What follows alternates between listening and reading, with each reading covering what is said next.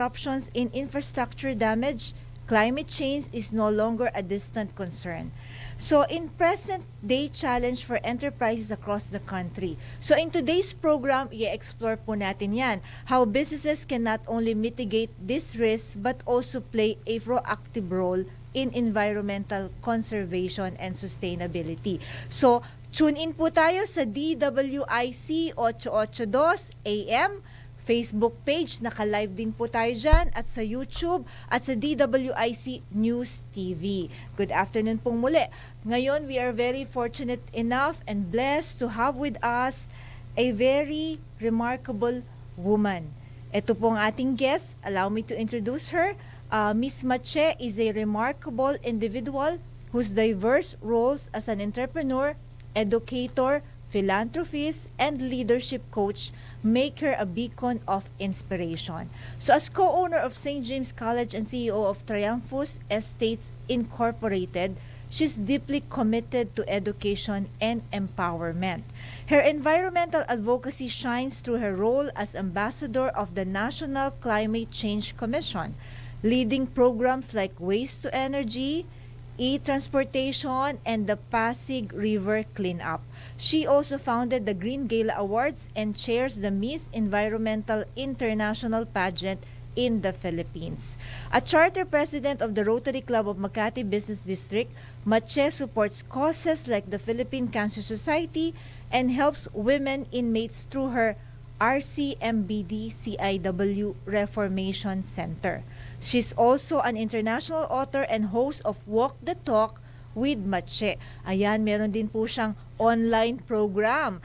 Honored with the People Asia Women of Substance Award, Mache's work continues to inspire and empower others, especially in the spirit of Women's Month. So, in celebration of Women's Month, at pag-uusapan din po natin ang green economy. So, let us welcome in the studio live, Miss Mache Torres Ackerman. Hello, Mache. Yes, yes. Good afternoon to everyone. Good afternoon. I should look there, okay. So thank you for having me. It's Thank you such for an accepting honor. our invitation. So can you please introduce yourself? Yes, so aside from that very Introduction, generous yes, I'm sure, yes. introduction, thank you so much.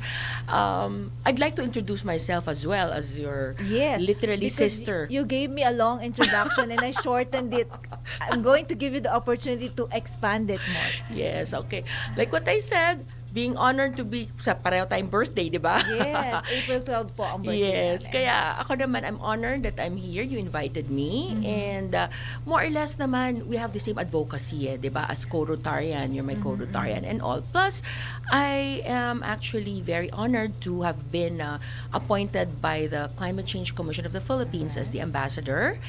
And we've been doing a lot of projects nationwide. And ako po ay isang Rotarian din na naglilingkod sa ating district at sa ating distrito and ating bayan na hopefully mas makatulong tayo sa buong Pilipinas. And of course, since RI is international, mas marami tayong natutulungan. Alam mo yon, sis, Yes. di ba? International. Gusto ko yung suot mo, green. Green talaga, di ba? O, diba? Talagang Yes, green oo. tayo, no? So, could you start by sharing with our listeners your role at the Climate Change Commission? Yes. In the Yes. Climate Change Commission, technically, alam mo, nagbibiroan kami palagi nga sabihin, saan ba ang opisina ninyo? Well, obviously, it's in Malacanang, the office is there, but where will you see us? Most of the time, kami po ay nasa labas, sa ilalim ng araw. Yun ang opisina really? namin. Yung ganda mo na yan, sa ilalim ka ng araw, ah. Well, as you say, we are solar energized, di ba? Kasi yun we promote climate change, how can we kumbaga matulungan natin na mawala ang mga effects o ma-mitigate ang effects ng climate change. Yeah. So kailangan nakikita natin yung nangyayari talaga sa labas. Hindi pwedeng puro lang tayo salita. Yes. As what we say, we walk the talk. Oh, yeah. Tamang-tama. Yan ang online program mo. Yes, we walk the talk. So we make sure that whatever we want to implement, na-experience din natin sa labas at na-share natin. So aside from that, what we do kasi, we try to schedule with our commissioner, Albert de la Cruz, several talks nationwide for awareness. Kasi yun po ang kailangan malaman ng mga tao, no? Especially our youth, that education or being aware of what's really happening to our Earth, Mother Earth, kumbaga, is not something na hindi po natin to pwedeng baliwalain, because like what I said or what I always say, climate change is real. Totoo po to. So, even 10 years ago, naramdaman natin yan, yung Yolanda, di ba? And people think na it's just hearsay without experiencing it, but we have experienced it. We experience Until now, we are experiencing it, even worse, di ba? So, nagkaroon din kami, like last year, in the Climate Change Commission, we had to, kumbaga, give or magpugay sa mga naging biktima ng Yolanda. So, that was the 10th year of Yolanda, no? Actually, 2 years ago, 2023. So, we had this huge event when we relaunched the Green Gala, and the Climate Change Week, wherein we had guests, of course, one of our number one, the UN, our UN president of the GGGI, Green Global Initiatives, wherein inikot po namin siya to show what we've been doing here in the Commission in our country. So aside from that, the awareness, the things that we do, of course, we would empower companies and fellow advocates on what they're doing for the environment. So, aside from solar, iba-iba po yan, inikot natin yan. And then, like what I said, when we relaunched the Green Gala, it is a reminder to everyone that we have to do something about it. And it was a prelude to the COP28 in Dubai. And our theme there was climate justice now. Because hindi po siguro na nararamdaman ng ibang bansa yan, but we were one of those na nauna na nakaramdam niyan 10 years ago, or now it's already 12 years ago sa Yolanda, na totoo yun. So we are asking for climate justice because of that effect. And now, nakikita naman natin, di ba, sa buong mundo. Yes. Diba, So, sa mga hustisya news. na. Yes, Hustisya na ang hustisya na. pinaglalaban natin. Exactly. You mentioned that Commissioner Albert, you mentioned about Commissioner Albert, I understand he's joining us I via... think he's joining us. So, yes, via Zoom. via Zoom, So we will yes. wait for him in a Alright, while okay. so he can share his thoughts about our environment. Mache, how do you see the issue of climate change impacting the businesses? Kasi Okay. maraming nakikinig sa atin at nanonood ng mga Okay, yes, negosyante. Ano ba ang role nila? Ano ang impact nitong Yolanda and all the typhoons that are happening with us and other disasters? Nako, talagang ano yan, it's a bad impact on businesses, especially to our farmers, di ba? Yan yun. Like, for example, the supply chain disruptions because of the weather, the typhoons, floods, and all, infrastructures na sisira, and like what I said, the pinaka-basic food chain nga natin, yung mga pinaka-farmers natin na milyon-milyon na ang nawala or naging losses nila. Nasalanta. Na, of course, that's also part ng ecosystem ng ating food business. And tayo rin, in our everyday lives, you know, in our homes and all, na even the simple vegetables, remember there was a time that onions became so expensive. Yes. Yeah. So, yun, that alone is, we may think, oy, onion lang yan. But that was a big deal, remember? Especially rice, ang ating basic food na kinakain natin mga Filipino. And like what I said, agricultural impacts, yun. Then increased costs kasi nagmahalan lahat. Yeah. So since nagmahalan lahat talaga mararamdaman natin yan. Yes. Automatic yan. And the reputation and the brand or the value of that product, pwedeng, you know, it wouldn't be as good because of the weather. So it's also affected. And the opportunities and the sustainability of these products of various sectors in the business. Yes. So pag may nasira pong isang tulay dyan, for example, no? Yes, affected na. Naapektuhan ng bagyo, affected na yung transportation, yung logistics, no, There you from go. yung sa farmers side, Yes. bringing it to Metro Manila, affected na yan. So you have to find another means to transport it, and it will rise up the cost eventually. Exactly. So talagang malaki yun, po- ramdam natin, Yes, lalo na malaki yung ating talagang mga effect. masa na ating kababayan, diba? Yes. And how do you see the businesses responding to it? to the effects of the climate change? Well, because of that, a lot of businessmen are more aware and are more in touch with this issue, and they're also advocating it. And I'm very happy to see that a lot of them are actually approaching the commission. Oh, wow. Okay. Who are very interested in asking on how to mitigate and how they can help as a company. So most of them are actually using it as their CSR, their corporate social responsibility. Oh, I see. So Yes. some of them are transitioning to renewable energy, the usual, we use solar, they would use solar power, solar energy, and some would use a more efficient practices like using LED lighting instead, yung nakakabawas ba. And sustainable practices like, for example, I've known of some buildings or companies that they recycle their water. Oh, okay. Even the rain, parang meron silang rainwater Yes. na sinasalo yung rainwater, and it is actually being used for the toilet and Yes. all.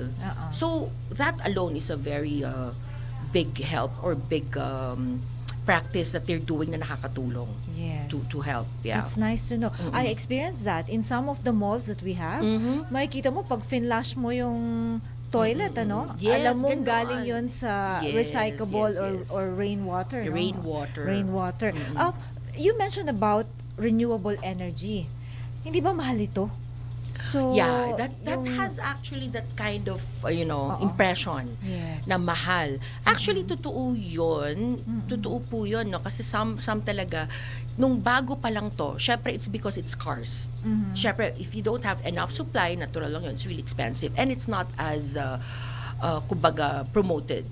Yeah. But now that we are more open to this, there are more incentives. Okay. So it's given now at a much lower price. Plus, for example, cars, diba? The e-cars, Yes. which we promote, and that like the government now and other agencies are giving tax incentives. Like for example, sa e-car nga that I mentioned, ano yan, walang tax ang alam ko or less tax. Tsaka walang coding. Walang coding. Walang coding. Even that. Pag bumili kayo ng electric Exactly. car and hybrid, walang coding yan. Yes. So yan talaga, those are the incentives. And it becomes cheaper in the long run if you are really gonna learn about how it works, di ba?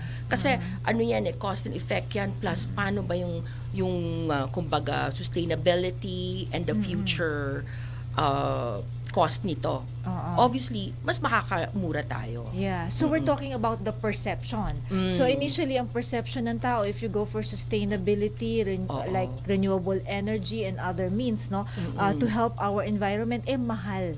Yes. Hindi nila kaya, di ba? Yes, But oo. how do we change this perception? Itong mindset na to. Well, that's the reason why we are more active in doing awareness talks. Awareness, alright. Yes. We are helping LGUs who are very interested, and we are happy that they're really interested to learn more. And the commission, we're doing like at least twice a year na we call it the Climate Change Summit. Oh, wow. Okay. So we would talk about different technologies, green technologies. Like the last one was what we had in Marriott. It was a huge one, no? Attended by different LGUs, partner organizations, even our friends from the different countries, like the ambassadors and all. So they're very, very helpful and are willing to share also their know-how. So yun, tapos we would occasionally give awards or recognition to those who have been actively doing green projects and action to really help their communities. Yan yung mga mayor natin para ma-inspire naman, 'di ba? Yes, so Yung may ibang involvement LGUs din. ang ating local government Yes, units. actually we really work directly with them. So like yung kanina na mention yung the waste to energy project that we're doing, we've been promoting that for the past years. And this machine is proudly Filipino made. Oh, wow. Okay, kasi Invention. natin. Invention, Okay, yes, ng mga Filipino engineers natin by PIDECO. So we've been promoting this, and we're proud to say that we already have key cities who are using this machine. Oh, wow. Yes. Like Anong mga cities ito? like in Pagsanhan, Mayor Oh, wow. Mayor Aresa. Kagagaling ko lang doon. Yeah, shout out to Mayor. You know, he's been yeah. very supportive, and he's one of the real advocates that we have. And Mayor from Pangasinan also, right? Pangasinan, So yeah. Mayor Batawil. So they're very very actively helping and supporting and are advocating this to inspire other LGUs. And here there are different models. It could be a PPP, you know how it is, the private-public partnership. So we are also giving opportunities to businessmen to at least, kumbaga, we call this the social entrepreneurship, diba? Okay, Na yeah. you earn from something that is helpful to the society. Okay. So how Yun. can the small businessman or business entity participate in this waste to energy anong tawag mo dito? This is Machine. machine. This is a machine. Yes. Yeah, it is actually there are different models. So pwede silang they can invest in Okay. if, like for example, it is from their own city and all. We can say that it is not a small investment, no, but siguro if you pull money together, you know, it becomes big with the right Alright. intentions, diba? Of course, in partnership with the LGU, pwede rin naman sila rin ang may-ari ng lupa, diba? Yung mga Okay. may lupa na gusto nilang paggamit, that's already part of the partnership, diba? Na dun ilalagay Oh, yung malaki machine. ba to? Malaki ang It kailangan. can be only kahit na 500 to 1,000 square meters meter. lang pwede na. Of course, the bigger it is, pwede kasi where the dump trucks will park and where they will store the ano. But if we just have more time, maybe next time we can show Yes. more clips about it and talk about that. Kasi the process is called thermolysis. Thermolysis. And it's really, really powerful na it can burn anything, including medical waste. Oh, wow. Including medical waste. Yes, which is one of our number one problems. How Yes. to So if they want to know dispose more, that. they can actually contact the National Climate Change Yes, Commission for yes, they that. can And they can contact us. contact you, Yes, yes. classmate Sure, Mache. sure. Yes. Could you share some examples of businesses na successfully na integrate na yung sustainable practices natin? You mentioned about LGU, no? Yeah, Pagsanhan and Yeah. others. How about meron bang mga particular business or industry na talaga nakikita natin they are already shifting to sustainable practices? Yeah, like for example, we call them the real estate developers. Okay. Diba? The malls, like, you know, we see how Ayala and SM, you know, they have developed a lot of sustainable practices. In fact, they're one of our awardees, you know, because we have acknowledged and we see how they recycle and do their sustainable practices. Sila yung one of those yung dun sa water. Wow. Yeah, and the solar. Now, with San Miguel as well, you've seen and we all know how Mr. Ramon Ang, who's one of our awardees as well, have implemented the cleaning of the Pasig River. Diba sila yan? Talagang inano niya yan. Hinukay nila yung dumi. And with that, it is a CSR that they're doing. Pero syempre, at the end of the day, ano yan, ecosystem tayo eh. Kung madumi Yeah. yung tubig, how can we all live in a, you know, in a city like this na, Yes. syempre, San Miguel ka, they're the ones who are doing different products. They have different products. Syempre, they make sure na hindi tinatapon din dun or na baka natatapon dun yung mga products nila. Diba? Like yung mga soft drink, cans, or mga ganyan-ganyan na minsan, I'm sure sa nahuhukay nila, they see some of their products, di ba? Yes. Pero automatically, we want to dispose that. But part of our project as well, that we have partners like Rotary and other companies, is the cleaning up of the water of the Ilog Pasig. Ah, okay. So, pag natanggal na yung dumi. Syempre yung acidity of the water, nandyan pa rin yan. Yes, That's the yes. reason why wala yung Tsaka, living things. Hindi ba maitim pa rin? Maitim, yes. Maitim pa But rin. we did something that it was poured into that na nag-clear up siya. There's a certain chemical that we talaga? poured in that in a week or two, na luminaw agad. Wow. This was in partnership with BBM Tigers and with the Commission, no, and our Rotary, of course, led by Commissioner Albert de la Cruz. Yung machine na ginamit namin is called the osmosis, the reverse osmosis. Okay. Which is also proudly Filipino-made. Yung cleaning up the water na ginagamit natin sa mga water stations na parang, that's the idea there, di ba? So, kinabit doon sa mga sa river, which is just across our office in Malacanang. So of course we have to start in our own backyard. So we have this proof. Sayang I was not able to share the photos, but maybe next time na merong malaking difference. Okay. And what not everyone knows is Pasig River is 22 kilometers paikot yan around the metropolis. Hindi ko alam na 22 kilometers siya na.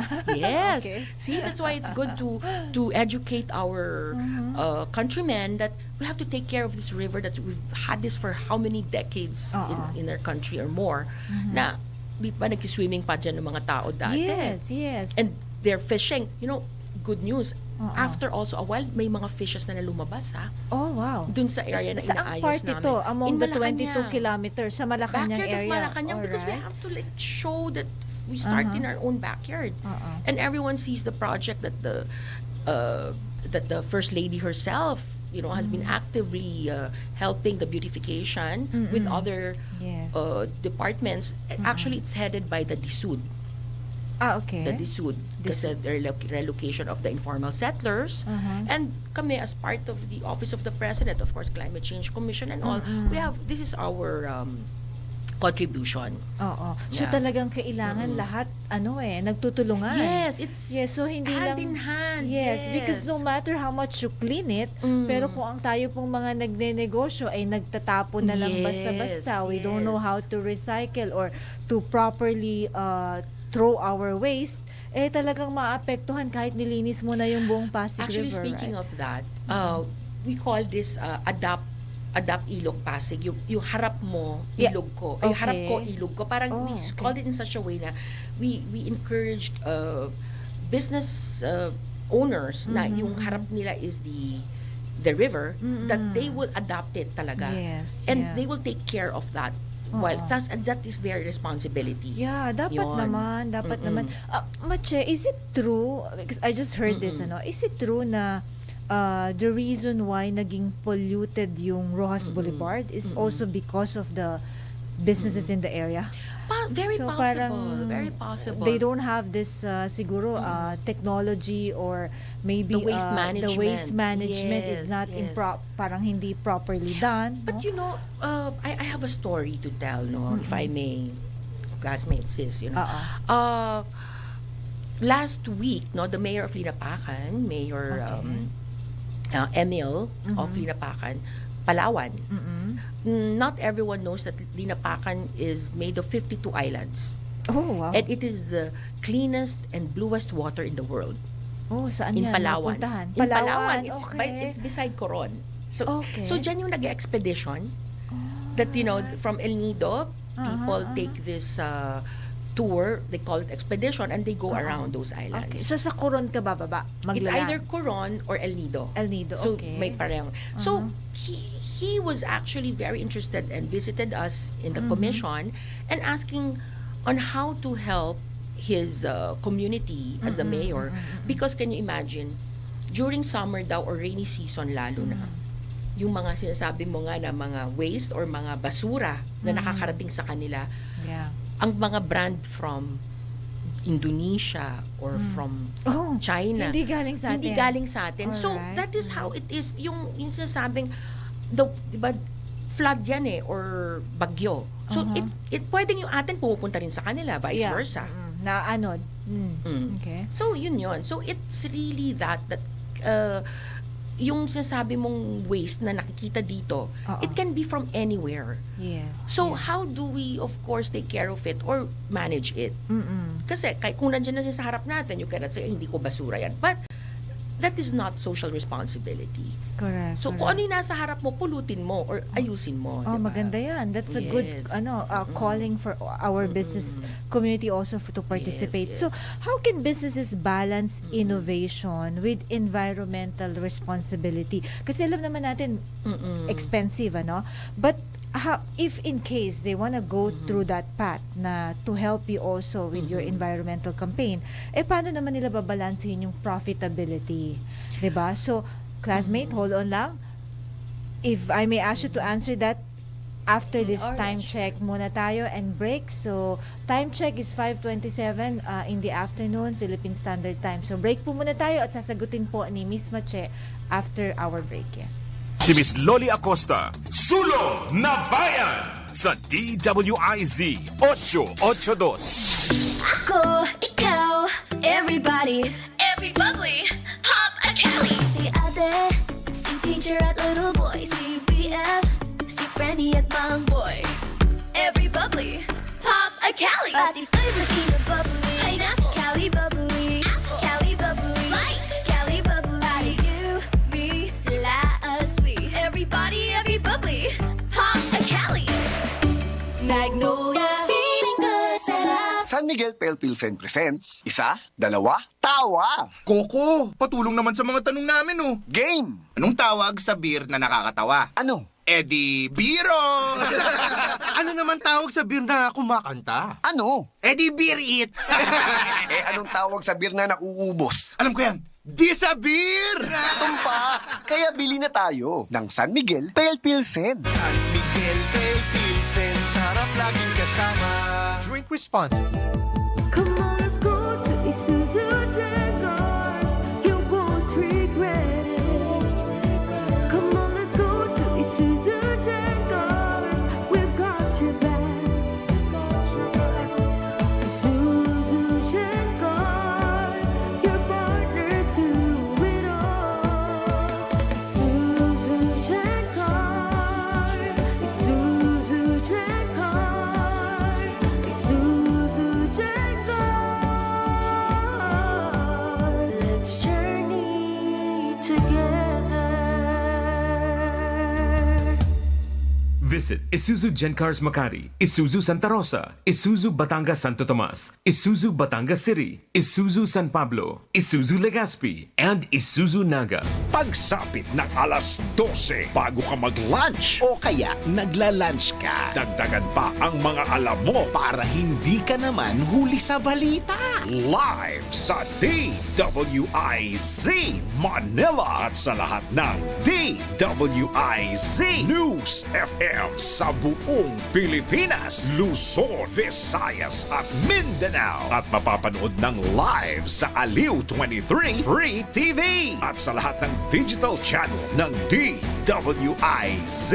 Ang Balitang Bayan. Mga balitang nangyari lang at kasalukuyang nangyayari. Balitang Bayan. Kasama ang opisyal na tagagising ng bayan, si Drew Nasino. Di ka aantukin kapag nalaman mo na ang latest sa Balitang Bayan. Sa patuloy na pagbabalita ng tama at paglilingkod ng tama. Balitang Bayan. Araw-araw, 12 noon.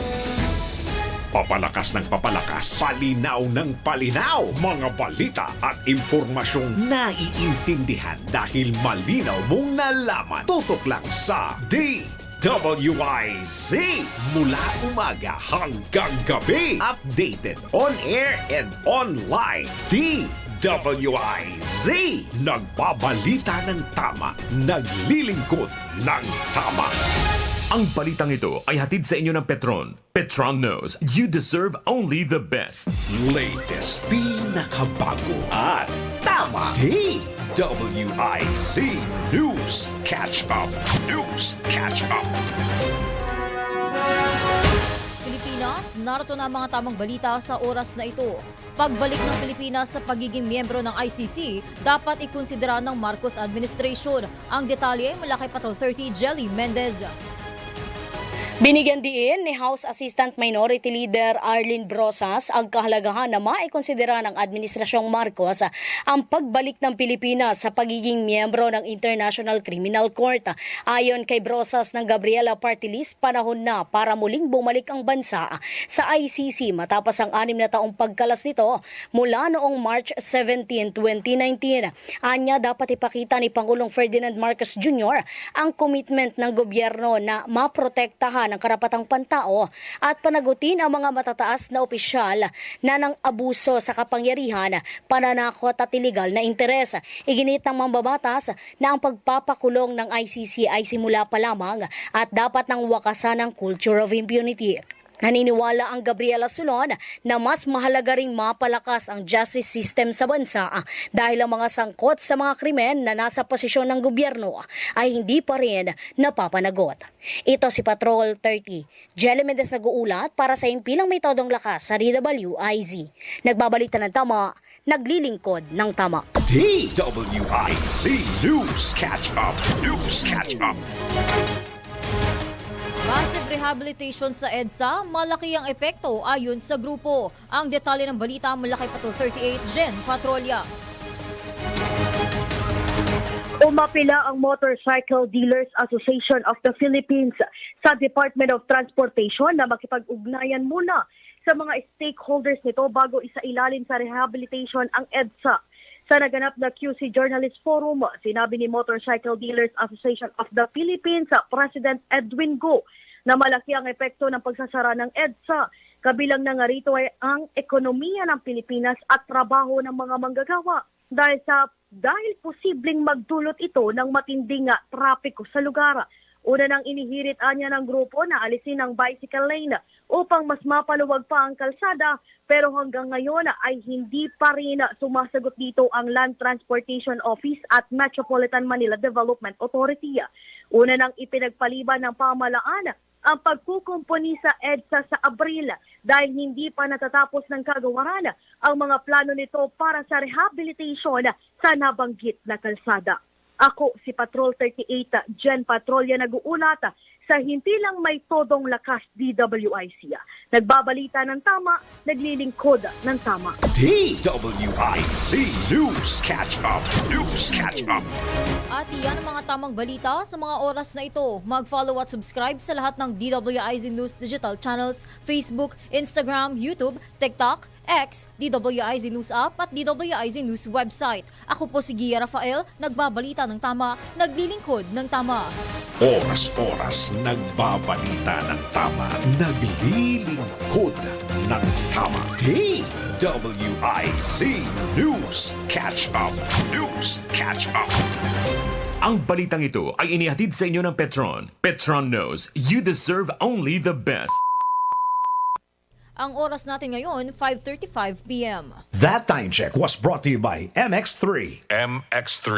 Dito ako believe. That time check was brought to you by Bingo Plus. Download Bingo Plus app now in Google Play and App Store for a chance to win up to 312 million pesos jackpot prize. Visit bingoplus.com to learn more. With Bingo Plus, bingo sa saya, plus sa panalo. DWIZ! Si Miss Loli Acosta, Sulong na Bayan sa DWIZ 882. Welcome back to our second part of our Sulong na Bayan Envoys and Entrepreneurs. So kanina po, ang hanging question natin sa ating napakagandang guest for this afternoon is about paano po ba nababalanse ng ating mga negosyante yung tinatawag na innovation with environmental responsibility at paano na maintain yung profitability. Alam naman natin na mahal ang connotation is mahal, no? But maybe Mache, you can give us practical ways, no? Kung paano ba tayo makakatulong sa environment bilang mga negosyante. Yeah, actually as a negosyante, we want to see of course, profitability is part of it. People, no? But there is part of profitability is business ethics. And part of business ethics is caring for the environment. And we all believe in energies. Na kung ano yung tinatapon natin, babalik sa atin. So that is dun po pumapasok yung kasabihang sustainability. So, how can be a business sustainable kung alam naman natin na naapektuhan yung environment at bumabalik sa atin sa losses din natin? Like halimbawa, yung sinabi natin kanina, the floods, the typhoons and rains, which hindi pa naiintindihan masyado siguro ng mga kababayan natin na these are cause and effects of climate change na dahil sa paggamit natin ng fossil fuels, dahil sa mga emission ng carbon may ganyang usapin dyan na it's really scientific. At dapat maintindihan po yan ng mga kababayan natin. Kaya, we are trying our best to lessen our carbon emission and to make sure that we reach this goal natin na ating gustong mangyari, na hindi tayo abot sa that kind of heat na sabihin natin, akala natin nagpa-profit tayo, pero 'di ba nauuso na ngayon, classmate, walang pasok kasi may heat wave. Yes. How can you be profitable also kung ganon, 'di ba? Walang empleyado, walang pasok, walang ang daming reason, plus walang, dahil sa bagyo and typhoon, we all cannot work and we cannot produce. Ngayon may heat na, may heat wave. Nagsa-start na, 'di ba? So it's either La Nina or El Nino. Both are extreme cases of things that are happening that we have to understand and accept that affects our profitability. So if we want to be more profitable, let's look at the bigger picture. Okay. So what is the bigger picture? We help the environment and the environment will help us back. Because we, like for example, yung mga tricycle or yung mga transportation businesses, di ba? Grabe yung mga buses na mag-emit ng mga carbon and all, emission and all. Alam naman natin at the end of the day, syempre, balik din yan sa katawan natin, di ba? Yung health-wise. For example, Boracay, di ba? Ngayon, sila nag-umpisa ng e-tricycle. Okay. So doon, yung mga businesses na sinara because nasira yung ecosystem, they're back but they're more sustainable. Naging conscious na sila. Naging conscious and iba ang pakiramdam, class. Sis, have you been to Boracay after it was closed down? Actually, it's different, di ba? 2 weeks ago. What can you say about it, di ba? Maganda na siya, kaya lang maraming algae pa rin. Okay, the algae, ang hindi naintindihan ng iba, that is there because of the season. And it becomes white sand. So, may iba-ibang sinasabi na it's because of the bacteria and all. It's not true. That is because of the season. And that becomes white sand. So after that season, magiging white sand na siya. Okay. Mas maganda pala pumunta after that. Yes. So usually, there's certain months na yun ang sinasabing maganda pumunta. Pero as a whole, how's Boracay now? They're more conscious. They're more disciplined. Yes. Di ba mas maayos? Wala ka nang makikitang kalat. Yes. Hindi lang yun. Di ba yung mga lumampas dun sa line na dapat merong perimeter na hanggang saan lang sila, di ba? So, mas malinis. Hindi pwedeng mag-business dun sa may sand. Dapat dun sila sa loob. So, it made the sand cleaner.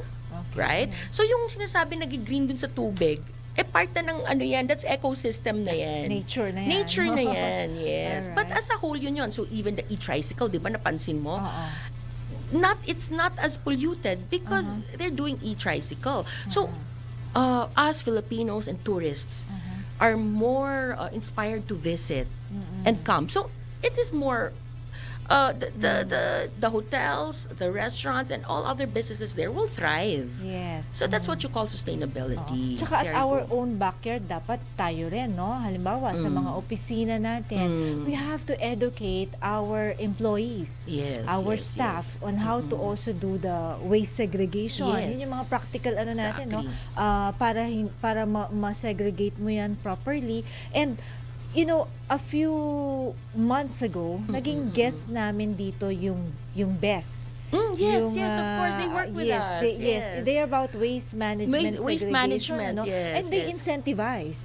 They give incentives to those individuals na magsisegregate, tapos isusurrender mo sa kanila yung mga bottles, yung mga malilinis na newspapers. So you earn dyan. from that, di You ba? also earn from that. Sa Climate Change Commission ba, meron kayong gano'n? What we're trying to do, actually they work with us. Okay. We're friends. So you're partner. Yes, we're partners. In fact, they did a talk also to the mayors who are coming and who are asking for their advice. So they're actually also helping Mayor Neri of Linapacan. So we are very good friends and helping each other for this cause. Now, when you mentioned, is it expensive ba yan?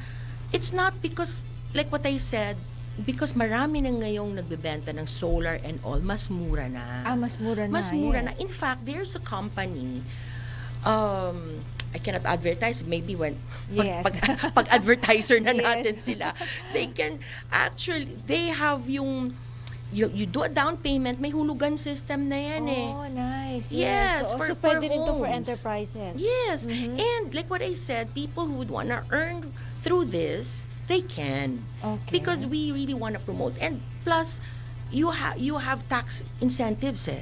So obviously, it can help you to have more profits.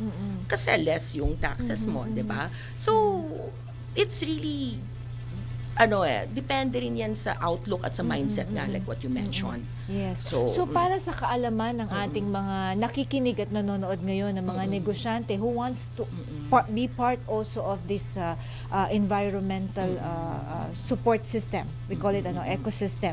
So, halimbawa, sa na-mention natin sa mga hybrid cars and electric cars, ang isang incentive, we just bought a car at gustong-gusto ko yung hybrid kasi bukod sa savings na nakukuha mo with your gas, pwede ka pang lumabas anytime kasi walang coding. Yes. Diba? And that's The a good incentive. come-on incentive. Exactly. How about for LGUs natin? Meron ba silang incentive for entrepreneurs or, the climate change or other government basically, agencies? any green company or any businesses that support green and sustainability and all, they're really given tax. Meron. May Yes, tax. yes. So, how will they do that? They will apply? They will for apply, or they have to incentives? prove that they do it. They have to show that that is their CSR. Okay. That's why, when I mentioned that we have this Green Gala Awards, and we really recognize these companies. Oh, okay. These big companies. Actually, if I may mention also Centro Mall. Centro Mall. Centro Mall is one of those that does smart, we call it smart building or smart city.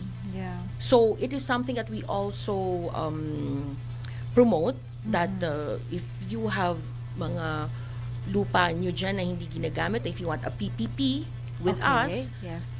with partners like Centro Mall and others, we have this design that maybe Albert can talk more about it later as he joins us, that it is something that we promote na yung building na yon sustainable siya. The water, the lights, all the electricity and all, it can run on its own. Oh, okay. Nang walang, di ba, we call it talagang yun na nga, it has its own ecosystem, kumbaga, di ba, nabubuhay siya ng ganon. So, speaking of that, you mentioned also earlier, how to promote it or how to, how to, kumbaga, saan nila malalaman yung mga incentives na yon and how they can avail of that? Oh yeah, well, sa there you go. commission ba sila tatawag? Yeah, they can, in fact, sa mga, let's say, when they do their accounting, sa mga accountant nila, their books, just make sure it is part of their CSR. Okay. And it will always be incentivized. Alam ng mga accountants yan ngayon. Okay. Yes, So, nasa batas ba yan? Yes, nasa batas yan. Okay. Yes, Oo. yes. So, all they have to do is be conscious about Kasi it. we all know have about to have a CSR, the Okay. corporate social responsibility, and it's part of your report that you have done that.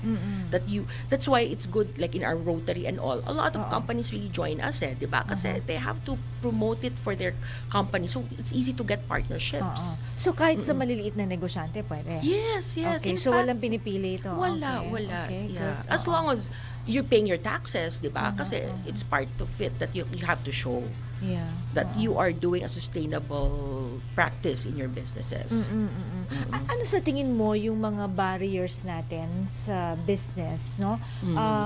That prevents these entrepreneurs o mga negosyante na to really go into this green business or green economy? Ano ba yung Honestly, nagpapahinder sa kanila? Aside, of course, from the cost na sinabi natin kanina, but I'm sure there are more. Honestly, I would say parang so far it's not an issue anymore kasi we're all open about it already eh. Okay. Ang masasabi ko lang, the number one that can hinder them is themselves if they don't believe in it. True. Because I always believe and I always advocate that everything starts from the self. Yeah. That's why when we do the talks, we make sure that the youth would believe, and ngayon pa lang nasa subconscious na nila, that this is how to do it hanggang paglaki. Kasi, like karamihan sa atin, it's hard to teach, kumbaga the old dogs new tricks, it's hard to teach them. But let's think that it is for our future. Sa mga apo-apo natin yan. Yes. So tayo mismo, we have to be aware. You know, my little 10-year-old nga, like, unawarely, pag nakita siya na naiiwan yung water na naka-on. Mom, Dad, the water, it's on. Para alam nila, they're very, very aware. You left, while you're brushing your teeth, switch it off. Parang, Yes. wow, di ba? Ganun na to sila save the ka-aware. water, yeah. So, it is really for them, you know, for our next generations. In fact, I'm proud to say, and shout out to my daughter, Emmy, who's Emmy, the youth hello, you're very good. Yeah, she's the youth ambassador actually. Wow, yes. When we had the last How old is Emmy? 10. Wow, parang kailan lang. Yes, ang bilis. Little girl, now 10 na. So when we had our last climate change summit, she was the one who led the pledge for the environment in front of all the officials, public officials. That's nice, So it is really just to make a statement that the youth should lead and we're doing this for them. Yes, yes. She was with the Rotaractors that we have. At saka tama ka, it should start from us. Yes, no? us talaga. Ako, I believe yun ang magiging struggle eh. If you don't believe in it, if you are naive about it, if you're not aware about it, kalaban mo sarili mo kasi if you really know the effects of it, you will really automatically do something about it. Yes, yes. Ang maganda siguro dyan, even at the start, kung nagtatayo pa lang po kayo ng negosyo nyo or meron na, it's not too late, you incorporate it in your mission vision, in your goals, no? At isama nyo po yan sa mga things na kailangan, hindi lang for profit, but also how to contribute to our environment. So, hindi lang po ito yung mga one-time, big-time CSR project. No. It should be part, sustainable also. yes, sustainability. It should be part of your way of life. Way of life. Way of life. There you Lalong-lalo na po sa inyong mga negosyo, no? Yes. Kailangan po nandyan yan. So, another question is speaking about your daughter, no? Sinabi mo na ambassador din natin.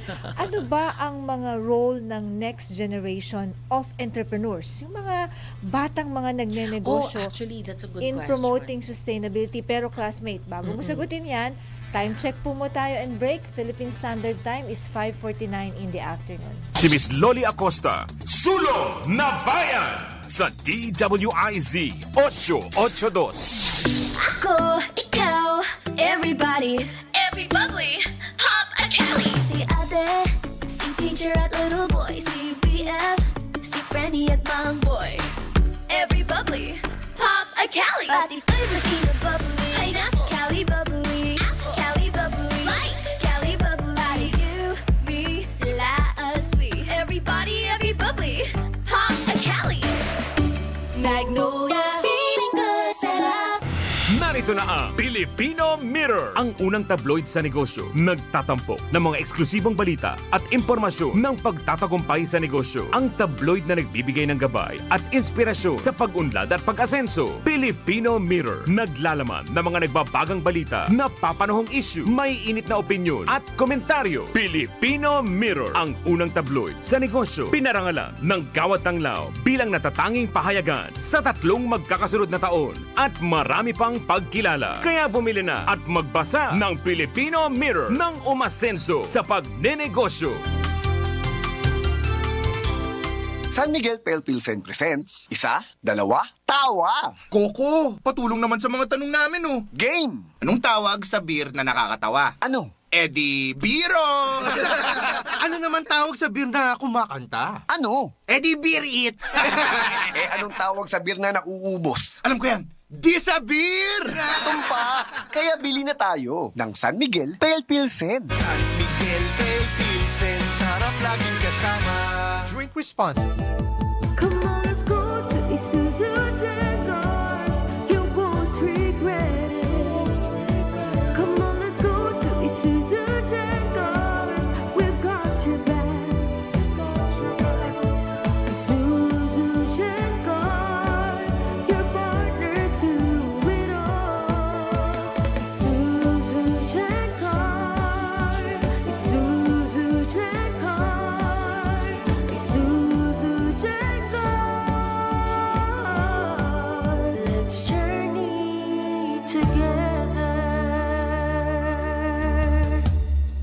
Visit Isuzu Gencars Makati, Isuzu Santa Rosa, Isuzu Batangas Santo Tomas, Isuzu Batangas City, Isuzu San Pablo, Isuzu Legazpi, and Isuzu Naga. Si Miss Loli Acosta, Sulong na Bayan sa DWIZ 882. Muli at nandito na po tayo sa last part of our program. Napakabilis po ng oras. Ang ganda-ganda ng discussion natin with Miss Mache Torres Ackerman. Joining us here live at the studio. At nandyan po sa ating online via Zoom is our Commissioner of the National Climate Change Commission, Commissioner Albert de la Cruz, who will join us later. Commissioner, meron po kaming tanong sa inyo in a while, no? Pero sasagutin po muna ni Mache yung ating hanging question. Ano ba ang role ng mga young entrepreneurs dito sa ating, o anong advice na may bibigay natin sa pag-integrate nila ng environmental responsibility into their business models? Okay, that's a good question, sis. In fact, I can speak for my own daughters. Okay. Having my Nagde-negosyo na sila ngayon. nagde-negosyo na sila, their ages, their 20s and all. They're very, very passionate about the environment and anything that's natural. So my daughter now, my eldest daughter who's based in Palawan, she's putting up her resort there. She wants her design, everything natural. Ganon. Oh, wow. Lahat Yes, dapat natural. sustainable. Lahat, syempre, we use the natural green energy. And siya talaga yung, Mom, we don't use anything that is not part of nature. Yes. I'm so touched na may ganun sila. And even with food, they want food na natural, walang chemicals. Iisa-isahin pa nila yung ingredients. Wow. That's how conscious they are. Yes. And I'm the one actually inspired by them because of their practices. Then going back to those who are doing businesses, we are in process, and I know later Com Albert can talk more about it, that our young entrepreneurs are helping us build this app that is for carbon credits. How do we earn from it? And they are really actively doing this to show that lahat ng ginagawa natin ay may connection sa carbon emission. So we do something to earn carbon credits, and maybe Com Albert can talk about more. So Commissioner Albert, kamusta po? Are you joining us? Andito na ba si Commissioner Albert? Naku, wala Thank pa. you very much, Ma'am Ruby and Ma'am Mache. Thank you so much for this opportunity. Opo. Nadidinig niyo po kami? Yes, narinig po kayo, Ma'am. Oh, Loud and wow. clear. Nice to see you again, ah. Nakita Thank you, po tayo Ma'am. sa party the Yeah. other day lang. So, Commissioner, meron pong nabanggit si Mache about online carbon credit. Can you expound on this po? Opo, we are now on the process under the good of industry and good community approach in the process of having a platform under the leadership of one of our industries in the Philippines, in the person of Mr. Alex Cruz of Centro Mall, wherein we want our industry sectors and our shoppers and consumers and our producers to understand and to be informed about what is sustainability all about. And under SDG number 12, or the Sustainable Development Goal number 12, which is the responsible production and consumption of goods, which according to one expert, ano po ang sabi niya, we will be dictating the future of the planet the way we consume products and services. Alright. Because as of now, we want to have advertising medium wherein we will be avoiding, we call it greenwashing. We will be advocating real, quote-unquote, sustainability. That's very nice. So at yung partner po natin is Centro Mall, Centro right? Mall, Centro yeah, Mall, by yes. Alex Cruz. So very nice po itong undertaking na to. So looking ahead, Commissioner, what do you think is the future of business will look like in the Philippines kung magko-continue po tayo to prioritize environmental sustainability? Yes, actually, this is part and parcel of our, we call it the national debt contribution, which as a country, we committed under the UNFCCC guidelines of the Paris Agreement that we will be decarbonized by 2050. Ano po ibig sabihin niya? 2050. By 2030, we have to be 75% decarbonized. Okay. So it is conditional to, we call it climate and technology mechanism coming from other countries. Yet, we as a country, as individual, as professional, as industry partners, under the hood of national goals, we do have an important part in our effort to sustain and to save the planet for the next generation. So, sa madaling kwento po, to laymanize everything, makikita mo natin yung tinatawag nating just and orderly transition. Na kung saan yung ating mga industriya na dating nagbubuga ng usok, na dating gumagamit ng diesel, yan po ay magkakaroon ng transition to green transition. Ang tanong, paano magagawa yan? Ang isa sa mga paraan para magawa yan ay magkaroon ng tama, kumpleto, at simpleng informasyon na nauunawaan ng lahat. And using a platform is one of the best way for us to affect what we call consumer behavior. I'll give an example. Lahat ng ating mga malls, pati mga gasolinahan, mayroong mga card. Yung mga card na yan po ay ginagamit as loyalty card. Okay. Hindi lang pagbabanggit ng brand, kasi nabanggit na ako lang isa. Baka spili nyo ako dyan, wala akong bayad.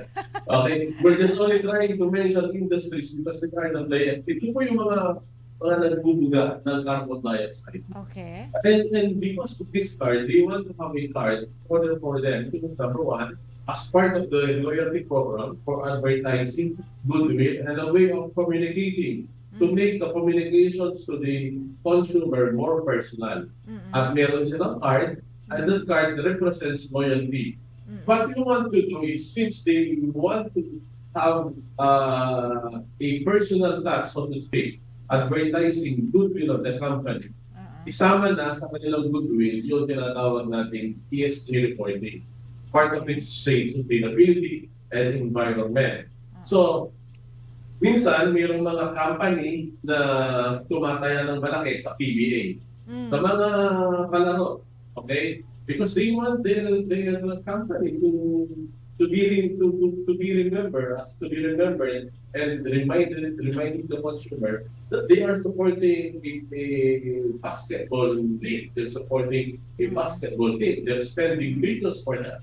Now, yung kanilang pang-suporta, parte ng advertising, parte po ng kanilang goodwill, parte ng kanilang mga point system sa kanilang loyalty card, we will be requesting them to put some of that fund for the environment. Alright. We call that the Earth Saver through Earth Saving by means of tree planting, number one, by means of contributing for the cook stove program. Yes. Ano po yun? Magtanim ng halaman, magbigay ng bagong talang sa mga walang talang na gumagamit ng 3 tungkong bato na nagbubuga ng maraming usok sa mga kusina. Kaya kapag nagpunta tayo sa mga probinsya, yung mga kusina ng ating mga kababayan ay kulay uling, kulay itim. And that is precisely the carbon dioxide emissions that we want to mitigate. Yes. So, we're working for carbon sequestration through tree planting, and we're working for carbon avoidance through distribution of stone. Wow, napaka-interesting po ng shinare nyo, Commissioner. At ang goal natin is 25 years from now. So at the year 2050. Naku, Commissioner, we really love to hear much from you. Kaya lang talagang hanggang 6 o'clock lang po ang ating programa. Next time again, So part next 2. time again, we're gonna have you for part 2. So may I have the parting words from you, Mache? And can you please tell us also about your Green Gala? Baka may mga negosyante dyan gusto mag-participate and want to be part of the Green Gala. It's gonna be this June. Yes. And why June? Because June is Environment Month. So aside from the Green Gala, it is actually back-to-back with our Miss Environment International Pageant. We are the host country. So this is the third year that we're doing this. So we're Alright. gonna have 35 to 40 candidates from all over the world Yes. who will be helping us advocate and inspire the whole world about environment. So sila, ang difference dito, they're gonna be so immersed with the projects that we're doing. So in partnership with the Climate Change Commission and the UNEP, these ladies will be immersed and Yes. will be going around Yeah. for the projects. And Yes. for my Thank you parting words, Yes. also to entrepreneurs out there, I'd like to say that integrating sustainability into your business operations is no longer a nice tea, but a Okay. necessity. A necessity. It's already a necessity. So not only it's crucial for mitigating climate change and protecting the environment, but it's also for our business sense and corporate responsibility. Thank you so Yeah. much for that. You are you are an inspiration to us. And Commissioner Albert, thank you so much po for your time.